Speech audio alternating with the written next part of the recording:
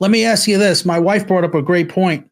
For years, we've been hearing that, the Muslims don't like Trump because of the Muslim ban and all this stuff that the way he said it and stuff that I don't agree with. But then she brought up when I was watching the Minnesota poll, she's like, of course Muslims are going to vote for Trump.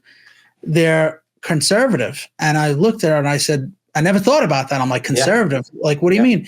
She says in 16 and 20, this transgender nonsense. Yeah. Especially for children. She goes, Muslims don't deal with that shit. No. They're not going to let their kids dress up as girls. That they want full coverage. And I know someone that lived in Dubai for 7 years, and she was saying that they don't even want parts of the shoulder exposed. Like if you had like a tube top, they don't like that. So I really think that she has a point, bro. I think if you had to pick one issue, go ahead. I was going to say, wouldn't it be crazy if that's what shifts the whole election?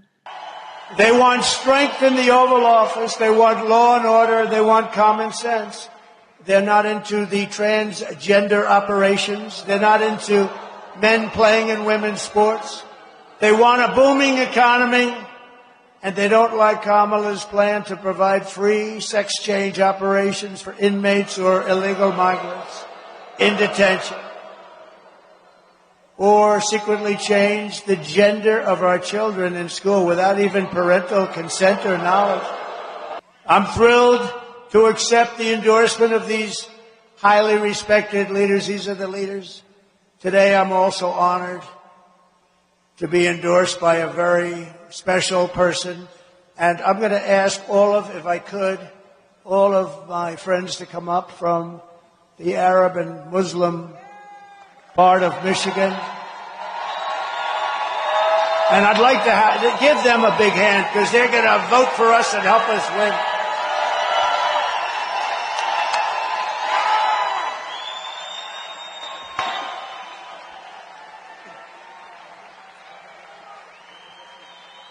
Thank you. Thank you. Good afternoon, Michiganders. As the president said, we just had a positive meeting with President Trump. We as Muslims stand with President Trump. I would say that probably the biggest issue that pushed Democrats over to the Republicans has got to be the trans thing. Yeah. Has to be, because I know people that are Democrats, parents, and they hate Trump, and maybe they won't vote for Trump. Yep. But they said, you know what? Once you started with the children, and I gotta just from this is anecdotally, I don't have any figures on this, but just from what I see, when it comes to the children, they're all white kids, bro. Yeah, they're all white kids, usually along the coast. They're usually single, raised by single women. Not always, right? You get some blue-haired father freaks in there, but the black vote, they don't do that to their kids, bro.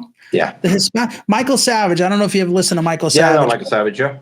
I love Michael Savage. He's off the air. They kicked him off the air, but he's on YouTube now. Yep. He's 81 years old, and he said the Hispanic vote will always vote for Trump because this is when Hillary was running.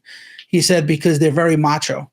Yeah. They don't want to take orders from a woman, especially a Grinch like Hillary. Yes. And I do notice that, bro. I don't see any of the trans stuff that's pushed on children. I don't see black children doing that. I don't see Hispanic parents doing it to their kids. Always the white liberal parents, mostly the females that are divorced. My son played with my shoes, so now he wants to be a woman. Yeah. You know what I mean? We're going to let him choose his gender. I never hear that from. So that's another reason why, because Trump's smart enough to run that ad about the surgery for prisoners, the trans surgery for prisoners. He's smart enough to run it during football games and shows that men watch, because even Charlemagne watched that and he's like, I can't believe I didn't know that. That ad they was running during the football games this weekend, claiming the vice president supports funding gender transition surgeries for all prison inmates and migrants in the U.S. That was nuts. I don't know if it was. I wouldn't say nuts, but that was crazy. That was funny. I don't know if it was the backdrop of football, But when you hear the narrator say Kamala supports taxpayer-funded sex changes for prisoners, that one line, I was like, hell no, I don't want my taxpayer dollars going to that. I think that's going to revolt. Men are going to revolt and be disgusted by that. So. She needs black men. Yes. And like I said, man, they're not going for that shit. They're not going for that. They're not. I don't know if she has white men. She definitely has white women. You know, these people, these children, bro, these children, 12, 13 years old, they're going through these surgeries. They're never going to be the same. No, and they regret every single one of them. Almost regrets it when they get older. Every single one. Exactly. They say that 90% of them, if they would just not do anything, they would grow out of it. Yeah, they grow out of it. Yep. Because But anyway, my whole point to that was, I think that's why the Muslims might vote for Trump, along with the white rural voters. Yep. And he's never going to get the white women. No, I don't think. The white divorced angry women he's not going to get. No, the cat ladies. Yeah, the cat. Yeah, let's be honest. That's right. That's what they are.